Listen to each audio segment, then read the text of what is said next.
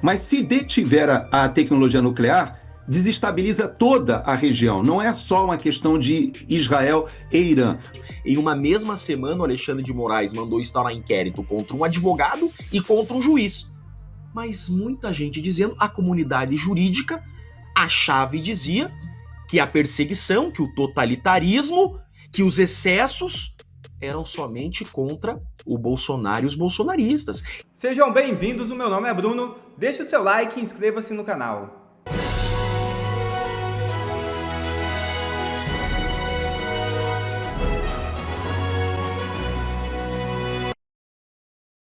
Militares dos Estados Unidos já possuem planos de ataque contra o Irã, diz secretário. Governo norte-americano afirma que militares aguardam ordem de Trump. É isso mesmo. O secretário de Defesa dos Estados Unidos, Pete Hegseth, afirmou na quarta-feira 18 que as Forças Armadas estão prontas para cumprir qualquer decisão do presidente Donald Trump em relação ao Irã.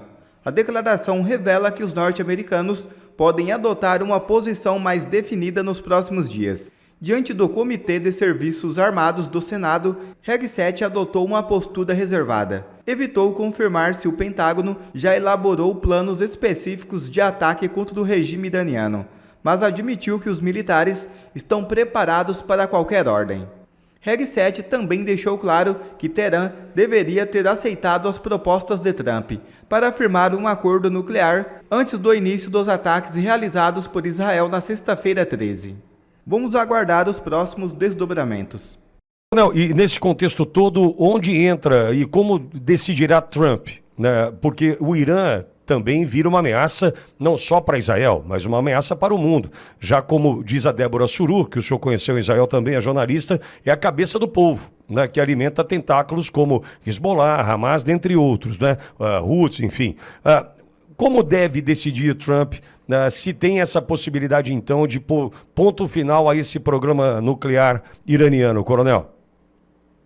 Bom, vamos lá. Uma das dificuldades quando a gente fala de guerra é que nós, militares, nós entendemos a guerra como um braço, vamos dizer assim, um braço armado da política. Ou seja, toda e qualquer guerra, ela tem um objetivo político. Então, o objetivo político hoje de Israel é interromper o programa nuclear, que já estava numa fase de desenvolvimento de artefatos nucleares, haja vista que o Irã, nas últimas décadas, em especial nos últimos anos, e podemos dizer que um dos pontos de inflexão foi, de fato, o ataque do 7 de outubro de 2023, ali saindo da faixa de Gaza. De lá para cá, quando nós fizemos a cobertura, nós fomos eu e você lá, você lembra que imediatamente o Hezbollah do Líbano declarou que apoiaria o Hamas, começou a lançar foguetes e mísseis também, depois os Houthis do Iêmen, todos eles eram braços do Irã. Então, na verdade, o Irã já vem nessa guerra de extermínio, e eu digo extermínio porque quando a gente ouve aquela frase que às vezes no Brasil é repetida, né? From the river to the sea, Palestina will be free. Quando eles falam isso, eles estão dizendo do Rio Jordão ao Mar Mediterrâneo, a Palestina será livre. Se você tirar do Rio Jordão até o Mar Mediterrâneo, é justamente o território de Israel. Você teria que jogar, não reconhecer o Estado de Israel. E o presidente Trump, ele fez um esforço durante o seu primeiro mandato para o Acordo de Abraão, ou os Acordos de Abraão. Quando a gente fala Acordo de Abraão, é importante a gente entender que esse nome não é colocado por acaso. Eu, por exemplo, eu não gosto de utilizar o termo antissemitismo. Por quê? Porque árabes e judeus são semitas. Então, quando você fala antissemitismo, dá a ideia de que você está contra o povo semita ou contra as origens semíticas, mas não. Porque os árabes são semitas também, e ambos são descendentes de Abraão. Então, os acordos de Abraão, na verdade, são uma proposta americana de você desenvolver economicamente e você reproduzir aquilo que a gente vê no Golfo Pérsico ali em Dubai, a gente vê nos Emirados Árabes, a gente percebe um desenvolvimento econômico gigantesco que o petróleo proporcionou. Hoje estão se transformando não só em centros turísticos, mas em centros de desenvolvimento tecnológico absurdos. É o centro hoje em dia de desenvolvimento de tecnologia de inteligência artificial, eles estão investindo muito dinheiro nisso. E eles entenderam que podem utilizar o dinheiro. E o Trump, na época, conseguiu que a Arábia Saudita admitisse reconhecer o Estado de Israel e eles buscariam ali terminar essa tensão. O Irã, ele obviamente era contra essa iniciativa, não podemos esquecer que o Irã é persa e xiita. O Alexandre Garcia até falou sobre isso hoje mais cedo no programa. E a Arábia Saudita e o próprio Hamas ali na faixa de Gaza, eles são sunitas. Mas o Hezbollah no Líbano, ele já tem o apoio dos xiitas. E a Síria, de Bashar al-Assad, tinha a presença dos xiitas ali dentro da Síria como principal apoio. Tudo isso mudou, é verdade. Hoje o xadrez, nós já falamos sobre isso semana passada, mudou completamente, tanto que Israel hoje tem a superioridade aérea sobre o território iraniano, ele consegue fazer todos os ataques, porque ele neutralizou toda a defesa antiaérea do Irã, mas o Irã ainda tem os seus mísseis balísticos que conseguem lançar essas ogivas ainda convencionais de explosivos, mais de 1 tonelada de explosivos, mas se detiver a tecnologia nuclear, desestabiliza toda a região. Não é só uma questão de Israel e Irã. Por isso os países sunitas ali, que têm bases americanas, todos eles, na verdade, eles não se manifestam publicamente, mas todos estão numa torcida muito grande por Israel. Por incrível que pareça. Todas as bases americanas da região hoje estão 100% operacionais, ou seja, as bases navais estão vazias. Todos os navios de guerra foram para o mar. Ali o Estreito de Hormuz, que é um dos pontos mais complexos, porque se for fechado durante a guerra, a China, por exemplo, ela tem 45% de todo o seu petróleo vindo dali e que passa pelo Estreito. Então a China também não interessa que essa guerra seja escalada. A Índia também recebe grande parte do petróleo daquela região. O Japão também. Então não há interesse da comunidade internacional da escalada. Por isso, quando você pergunta se os Estados Unidos vão interferir diretamente, pelo menos de acordo com aquilo que o Trump falou nos seus discursos, ele não gostaria de escalar esse conflito. Porém, ele já colocou as Forças Armadas americanas na região para integrar a defesa em relação aos mísseis que estão saindo do Irã. Ele tem, obviamente, é o único país que detém uma tecnologia de bombas capazes de penetrar vários metros de concreto armado para destruir ali as centrífugas e o programa de enriquecimento de urânio e até as usinas mais sofisticadas que estão nas montanhas. Mas uma invasão terrestre, Pitoli, como aconteceu no Iraque ou como aconteceu no Afeganistão, é quase impossível, porque o Irã, ele é praticamente uma fortaleza natural. Ele tem cadeias de montanhas que impedem a penetração militar terrestre de todos os setores, seja o setor que vem do Paquistão, seja o que vem mais do norte ali do Mar Cáspio, seja até mesmo vindo ali do Golfo Pérsico, se tivesse a ideia. Todos esses setores são protegidos por cadeias de montanhas e ainda tem alguns desertos internos. Então o Irã, ele é inexpugnável para uma invasão terrestre. Por isso eu não acredito que aquilo que a gente viu acontecer no Iraque, aquilo que a gente viu acontecer no Afeganistão, não deve ser o que vai acontecer. Parece que a aposta, talvez, dos Estados Unidos seja uma mudança de regime. E, para isso, ele conta com a própria população iraniana. O próprio filho do Shah Reza Pahlavi, ele também já se manifestou, já está formando um governo de transição, já está propondo que a própria população se rebele e talvez seja por aí, Pitoli. Se os Estados Unidos emprestarem essa tecnologia de penetração de bunkers, pode ser que o Irã considere atacar as bases americanas ali, porque seria um envolvimento direto, mas as tratativas, ou seja, não interessa a ninguém, não interessa nem a China, não interessa nem a Rússia que essa situação escale do jeito que está escalando, porém, os Estados Unidos hoje são, como você está fazendo crer, insinuando, são realmente o ponto-chave para decidir para onde vai esse conflito, Pitoli. Moraes ordena nova prisão de homem que destruiu o relógio no 8 de janeiro em investigação contra juiz que o libertou. É isso mesmo. Alexandre de Moraes ordenou a imediata prisão de Antônio Cláudio Alves Ferreira, mecânico condenado por vandalizar um relógio histórico durante os atos de 8 de janeiro de 2023. A decisão anula a libertação do réu, autorizada por um juiz de primeira instância em Minas Gerais. Ferreira havia sido solto por decisão do juiz Lourenço Migliorini Fonseca Ribeiro, da Vara de Execuções Penais de Uberlândia. que concedeu a progressão de regime do fechado para o semiaberto. No entanto, Moraes considerou que o magistrado mineiro não tinha competência para deliberar sobre processos relacionados ao 8 de janeiro, que seguem sob jurisdição exclusiva do STF. Em sua decisão, Moraes declarou que o juiz agiu em desacordo com a Lei de Execuções Penais e cometeu usurpação de competência. Ora, quem cometeu usurpação de competência foi o próprio STF e o próprio Alexandre de Moraes, pois nenhum réu do 8 de janeiro tem foro privilegiado e deviam estar sendo julgados na primeira instância. Mas o ministro ainda determinou a abertura de investigação sobre a conduta do magistrado, afirmando que ele violou regras legais ao autorizar a progressão do regime de um réu condenado por crime com violência grave e ameaça, sem que a fração mínima da pena, 25%, tivesse sido cumprida. Segundo Moraes, Ferreira cumpriu apenas 16% da sentença de 17 anos de prisão. Além disso, o ministro apontou outro agravamento. Ferreira foi solto sem tornozeleira eletrônica, pois não havia o equipamento disponível no estado.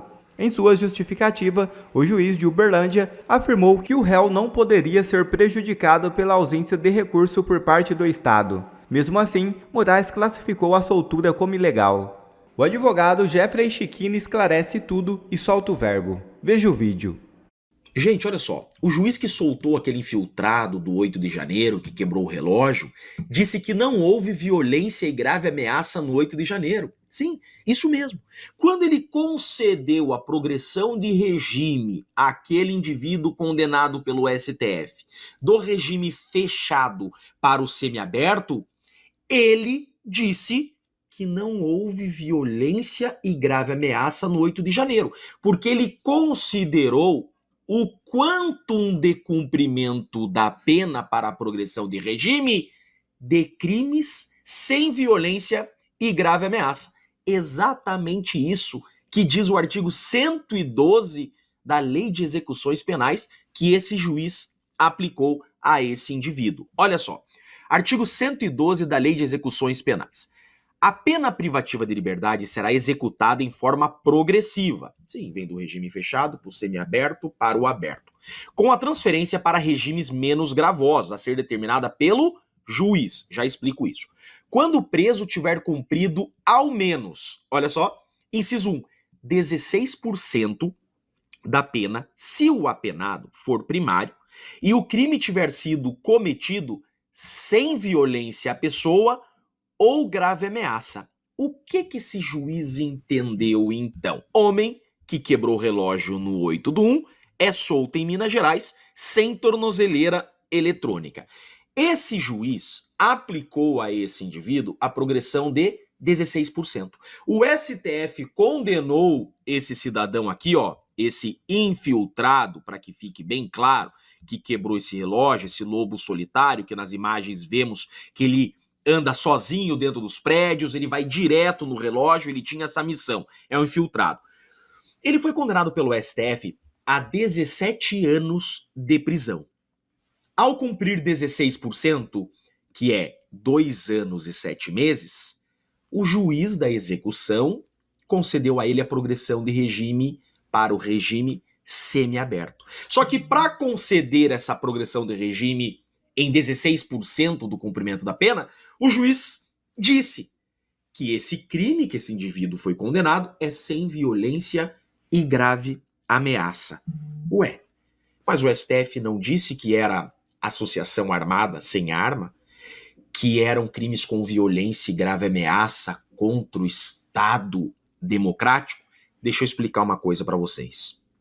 O Alexandre de Moraes determinou nova prisão desse indivíduo. E olha só o que eu vou dizer para vocês. Esse infiltrado que para mim tinha que apodrecer na cadeia, porque é por culpa dele que tem um monte de inocente sendo condenado, esse infiltrado está preso ilegalmente. Por quê? Porque existe um sistema, um computador, que disse que esse indivíduo já cumpriu 16% da pena, ou seja, tem direito à progressão de regime. Mas o Alexandre de Moraes disse que não, que esse juiz que soltou esse indivíduo soltou errado. soltou errado e inclusive mandou instaurar investigação contra esse juiz. É isso mesmo. Em uma mesma semana, o Alexandre de Moraes mandou instaurar inquérito contra um advogado e contra um juiz. Mas muita gente dizendo, a comunidade jurídica achava e dizia que a perseguição, que o totalitarismo, que os excessos eram somente contra o Bolsonaro e os bolsonaristas, que se limitariam somente contra os bolsonaristas. Pois é, agora atingiu a comunidade jurídica. Você tem um juiz sendo investigado. Mas por que um juiz soltou esse indivíduo? Quando o STF condena alguém com trânsito em julgado, significa não cabe mais recurso. Nas ações originárias, são ações que já começam e terminam no STF. O STF não faz a execução da pena. O STF remete o processo do condenado para o primeiro grau, para varas de execuções penais. E a execução de pena vai correr em uma vara de execução penal, em primeiro grau, na localidade que o indivíduo está cumprindo pena. É um juiz de primeiro grau que cuida da execução de pena. Por isso que foi um juiz de primeiro grau que analisou essa progressão. Mas o Alexandre de Moraes não gostou que esse juiz aplicou essa porcentagem de 16%. O Alexandre de Moraes, então, revoga essa decisão e decreta nova prisão. Mas eu vou falar uma coisa para vocês, esse juiz está certo. Esse juiz está certo. E essa decisão deve se aplicar a todos os condenados de 8 de janeiro que já cumpriram 16%. Por quê? Olha o que diz a Lei de Execuções Penais. Será em 16% se o apenado for primário e o crime tiver sido cometido sem violência à pessoa e grave ameaça. Ou seja, olha só, a violência e grave ameaça é a pessoa e não a instituições, a órgãos, a prédios. Olha, a progressão de regime desse infiltrado é sim no 16%. Esse indivíduo foi preso novamente de forma ilegal. E todos que estão presos do 8 de janeiro, que já cumpriram 16% das penas, deveriam ser colocados em liberdade também. Agora, espero que tenha sido só esse o motivo que esse juiz soltou esse indivíduo. Prefiro acreditar dessa forma. Mais uma ilegalidade, então, de decretar a prisão desse indivíduo. É por isso que esse cidadão foi solto, que para mim foi solto de forma correta, embora para mim esse cara deveria apodrecer na cadeia, e é por isso que o Alexandre de Moraes prendeu de novo, por uma interpretação equivocada com relação a esse ponto. Violência e grave ameaça à pessoa. Para o Alexandre de Moraes, violência e grave ameaça sem arma contra prédios, não cabe progressão de regime nessa porcentagem. É por isso, então, vejam só, esse juiz de primeiro grau foi peitudo e fez certo. Eu sou Jeffrey Chiquinho, eu sou advogado e deixo aqui um grande e forte abraço a todos.